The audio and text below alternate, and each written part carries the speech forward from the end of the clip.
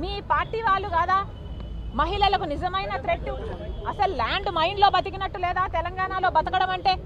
మహిళలకు తెలంగాణ రాష్ట్రం ఒక ల్యాండ్ మైన్గా తయారైంది. ఎక్కడ అడుగు పెడితే ఎక్కడ ఏది పేలుతుందో అర్థం కాక, ఎక్కడ ఎవడు చేయబట్టుకుంటాడో, ఎక్కడ ఏ అవమానం జరుగుతుందో అని ల్యాండ్ మైన్లో బతికినట్టు బతుకుతున్నారు తెలంగాణ రాష్ట్ర మహిళలు.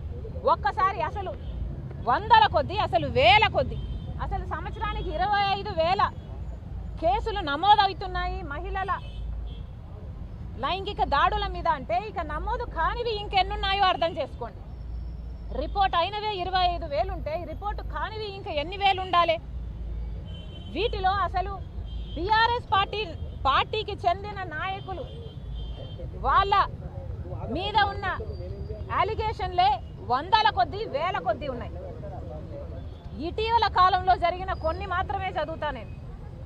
కేటీఆర్ ప్రాతినిధ్యం వహించే సిరిసిల్ల జిల్లాలో 6 ఏళ్ల పాపపై సర్పంచ్ భర్త అత్యాచారం.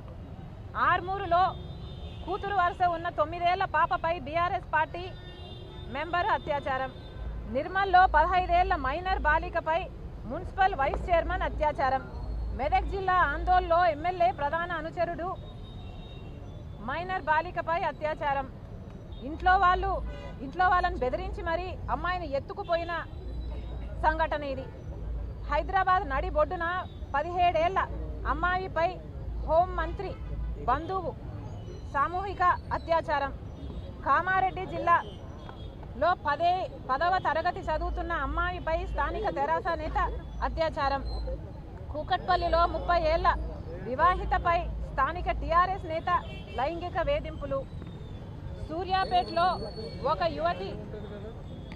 యువతికి మత్తుమంది ఇచ్చి మరి 2 టీఆర్ఎస్ నేతల అత్యాచారం. వరంగల్లో యువతిపై కార్పొరేటర్ భర్త అత్యాచారం. హైదరాబాద్ నెక్లెస్ రోడ్లో తెరాస నేతల కొడుకులు మైనర్పై gang rape. MLA Tatikonda Rajaiah తమ్ముడు తాడికొండ సురేష్ ఇంటి నిర్మాణం పర్మిషన్ కోసం లంచం డిమాండ్ చేసి మహిళలను లైంగికంగా వేధించాడు. కొత్తగూడెం ఎమ్మెల్యే వామన వెంకటేశ్వరరావు కొడుకు